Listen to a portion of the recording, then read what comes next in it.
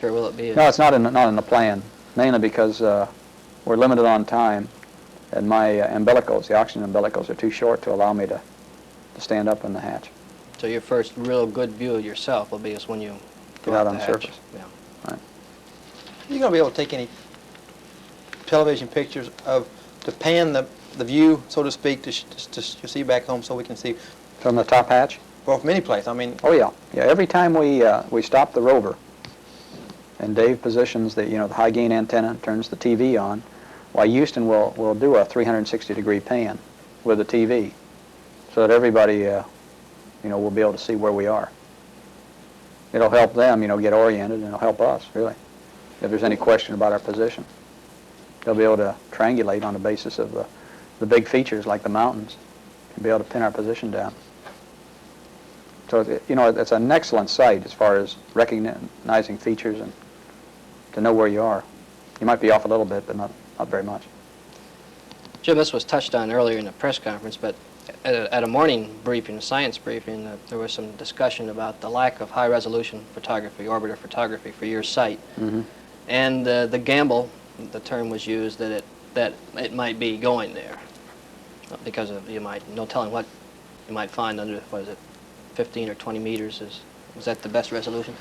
Yeah, 20-meter resolution, but shoot, I don't think there's any risk at all because we have high-resolution photography of an area just to the south of where we're going to land. That's obvious to be the same type of terrain, same type of crater count, looks like the same type of material. So I don't think there's any risk involved at all, unless there's risk using the high-resolution photography of the area to the south. But I don't think there's any question. Computer problems a lot on that one, and we had to go back to the East Coast to get them straightened out. Would you have that much of a time now to do that on your mountains, coming over the mountains? Oh yeah. You can still get the computer. Well, that was back before the descent began, though. Yeah. Landing. That's true, but the time when we're in a descent phase until landing is probably within a few seconds of 14's trajectory.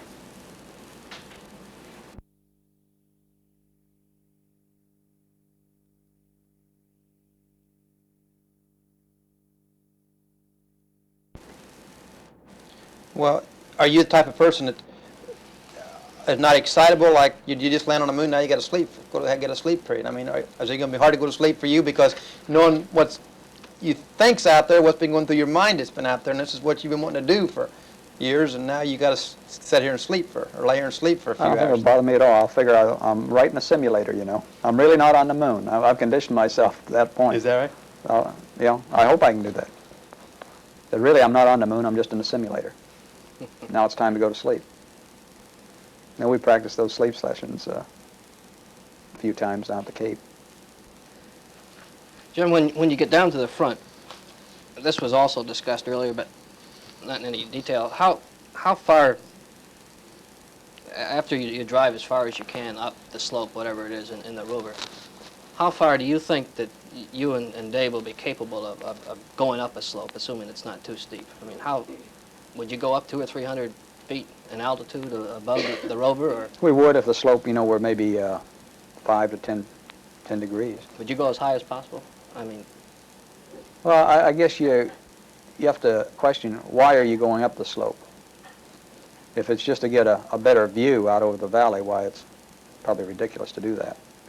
But now, if there's an outcrop up there of obviously bedrock that you can sample, in position, why then I think you'd be justified in expending that energy to go up and break off a fragment to return.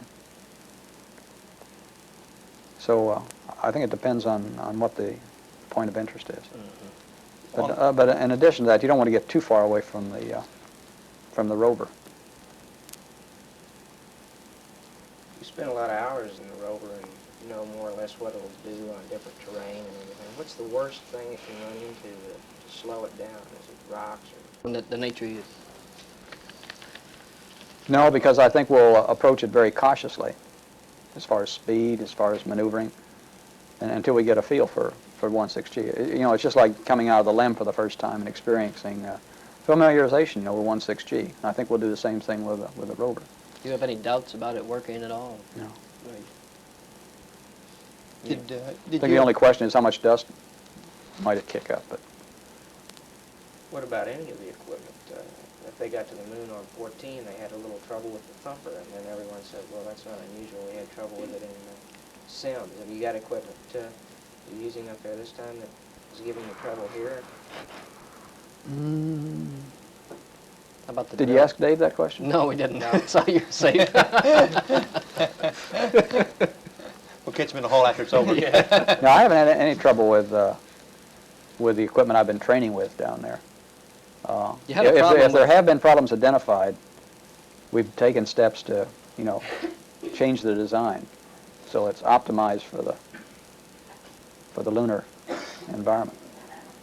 So I don't expect any problems. You'll be doing the drilling, won't you? No, is Dave that does Dave? drilling. Okay. You were talking earlier about, when we talked to you before, it's come up this morning too, a little bit about the way things were going at the Cape that you weren't quite 100% happy with, and you said this morning they've corrected. What do you think was a reason that brought the change about to where they're now all right? I don't know, I think I was probably speaking out of a certain amount of ignorance, the last time I was here. Because we hadn't spent that much time with the hardware or the people down there. Since that time, we've had a chance to brief almost all the people that work on the spacecraft, including the booster. And we know those people. We know the hardware. And they communicate freely with us, and they've expressed, their desire for a successful mission. And I just have a real good feeling about all the troops that are working on the spacecraft. Back to the rover again. Did you ever get a chance to drive it in 160 here? Is it possible to drive it in the atmosphere? How did it handle then? How much different than you expected? Yeah, well, it did. I mean, it handled just almost like 1G. I really couldn't believe it. It was a 1.6G simulation. But supposedly the designers said that 5/6 of its weight was suspended. On that pogo rig over in the centrifuge. But yet it was a very small difference, almost in the noise level, difference between, 1G and 1.6G, which is contrary, to previous information where we said it might float if you had a bump. Because there wasn't that floating tendency at all. Maybe as a function, it was on the long arm of the centrifuge, and maybe that was holding it so it wouldn't float. Make it more stable there, huh? Jim, getting to you personally for a minute, what are your plans after a successful mission? Do you plan to stay in the space program? Do you want to? Would you like to fly again if you had the opportunity? Yeah, I'd like to stay in the space program as long as I can. As a pilot in a flight status? But How about if a backup slot were offered to you on Apollo 17? Would you take that even though it... sure would. Anything I can do in the space program as a pilot, I'd welcome the opportunity. Has that been discussed at all? Not to my knowledge. That's what I meant with you. Well, being an astronaut with a flight to the moon, it's got to be one of the most exciting things going in this generation. There's no doubt about it. But if there has to be something else exciting, that almost caught your eye, that almost took you toward another career, what did you have to choose between being an astronaut or... I didn't have anything to compete with that. nothing at all? No. Why did you... I didn't. Well, I've always been interested in aviation and flying, and there was one period when I considered some other occupation, a profession, but that was just for a very brief period. Normally, it's just been flying. It's been my primary interest. What age were you, and what was the occupation that you did briefly consider? Oh, I considered going to law school. That was out of high school or Well, in high school, and then it was a period later on in my Air Force career where I was grounded for a period of time where I thought that I might go into the law profession. What were you grounded for? Physical or? Physical. Maybe you buzzed somebody's house or something that you were out. Trying to get a good story. Jim, if If someone gave you 4 or 5 days off the next few weeks, what would you do to get away from the space, your flight? Would you go fishing to the beach, or? I'd probably go someplace where I could do a little scuba diving, a little tennis, a little swimming, water skiing. But- Actually, I did take off last weekend and go down to the Bahamas Did for you a couple really? days. So Hey, boy, how about that? Yeah. Scuba diving? yeah, Field trip. no, it's strictly business, strictly pleasure. You plan to take a vacation after the mission and debriefing and everything is completed? Do you have any plans? Not right now. I'd just like to be able to take off a few weeks at Christmas time. How does your family feel about the imminence of this flight? This is your first flight. Are they apprehensive at all, or excited, or just like any other day? I've been surprised that they haven't been more excited. But they've been very, very calm about it. They're just eager to have me get off. They keep asking me, when's the launch? They don't. You know? That doesn't tell you something, does it? Did you fly yourself down to the Bahamas, or? I flew down, yeah, with some friends. Is your family, your wife and children going? Are they going to be at the Cape for the launch? Yeah, they will be. Well, they're down there this month, the month of June. Mary and the kids are living down there. Oh, So I get to see a little bit of them. when do you go to the Cape to begin your pre-flight quarantine?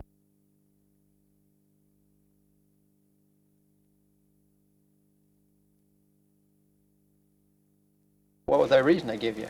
Well, at that time, they wanted me to go to an engineering job before they'd send me to a flying job out of the university program. So they had a requirement for to do an office-type job for 3 years. So that held me up 3 years. 3 years. Did you have to do it before you could? Mm-hmm. Then you got out of that when in 60 or 61? 60. And then you went to test pilot school after that? Mm-hmm. Then you went zip after once you got rolling, huh? Did you have the space program in your mind when you went to the test pilot school? I mean, as that being a step to the possible? It was in the back of my mind, yes. And then after you got test pilot school, then did you have to go to, were you an instructor? No, I was assigned as the test pilot for the F-12 program out there. F-12, the YF-12A. Has this interim job of 3 years, this office job, helped you? Was it an engineering type job that has helped you since in the space program, or was it unrelated? Unrelated. I guess it might have developed a little patience sitting in that office job when I wanted to fly. Patience to get a flight after you got in this program, huh? Jim, getting back to the overall picture of space, what is your view of the future of the space program? How do you think that it's been declining the last few years, at least budgetary-wise? Do you think maybe that you've reached the valley and you might be the space program might be starting on the upswing, or do you think how do you view it? Well, I hope it's, the valley and things are going to improve. I'm an optimist.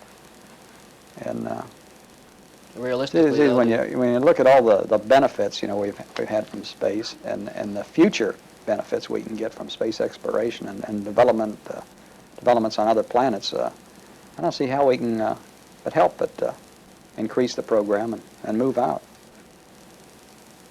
It's just a question of time, and I hope that this is really the valley. do you think the space shuttle might be the vehicle to really expand? Mm-hmm. It'll be certainly a necessary step to help us get moving again. Do you think the future of space now, at least the near-term future, is in Earth orbit rather than the moon? No, I wouldn't say that. I think the shuttle will help us in exploration of the moon or development of things on the moon. I think we'll find new benefits, new things that we can do on the moon. Maybe new minerals or I hope we find new things, particularly on 15. I don't know whether it's rocks or what it'll be, but I hope we come up with some new things that'll spark people's imagination. What's been your major interest in all this training, geology, or the flight end of it? I guess my responsibility has been mostly procedures that we're going to use as far as the lunar module. And I've been following that mostly, so mostly hardware. About the moon's surface, though, I know you said you can pick out any particular point that would be most intriguing to you, but mountains interested you here as a kid. That's the most. Yeah, sure. you know, it's been great since we're going to a mountainous area on the moon. We've been going to mountainous areas on the Earth to study, you know, related geology. It's tremendous. We've been going out to New Mexico and Colorado, and California, and then next to the mountains. And, Jim, getting to that lightning strikes back at the Cape. The tests are being run on the CSM. Is any testing being done to the LEM itself? Mm-hmm. They're doing the whole thing. They're running a complete systems test in the command module and the LEM. You think there's any possibility that the electrical surge or whatever could have harmed the rover? Well, I don't think so. I think if we, you know, test the command module and the LEM and find no effect at all, then I think it'd be a very remote possibility it could have affected the rover, since it's insulated or protected even more so. Mm-hmm. But I think it's significant, you know, that the lightning struck twice, in the same place, and didn't strike the spacecraft. So I feel like somebody's trying to tell us something. It just struck the GSE around it. Where were you? You were at in the MSO at the time, at the storm, or were you still out at the pad area? The first day. I think one night I was in the quarters, and the next night I was out on the pad. Did you see the strike? No, I didn't. What do you think they're trying to tell you? Get off as soon as possible, or? It's ready. All we have to do is take the GSE away and How do you with feel the about launch. the 26 launch day? Are you confident? Yeah. Right now, you know, we haven't seen any problems that would cause a delay. Are there any open things of any significance that, you know, that people are looking at? I know there are probably always little open items here and there, but anything that anybody might be worrying about? No major worries. Just a lot of little ones to keep people busy, keep them on their toes. Back when you were a kid, were you any thoughts like this ever enter your mind about ever getting up there? I mean, did you ever think about this or dream about it, or think? I thought about it in a very distant manner.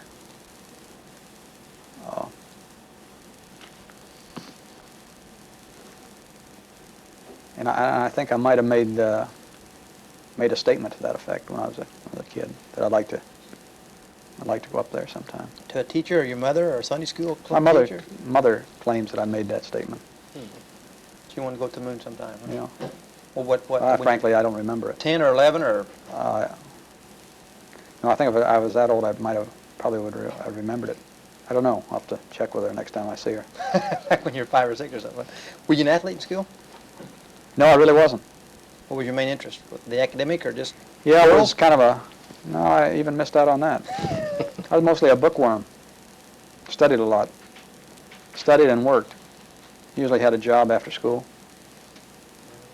Like grocery store, service station, that type of thing? Yeah. Thank you, Jack. That's okay. This is been very helpful. It really has been. It was a good interview. Thank you. Good. Enjoyed it. I did too. I walked away without unhooking it. Set the space program back.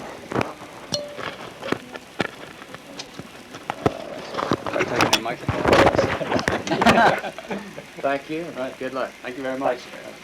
Thanks again. Next time we see you, you'll be back down here debriefing. I hope that's right. Better believe it.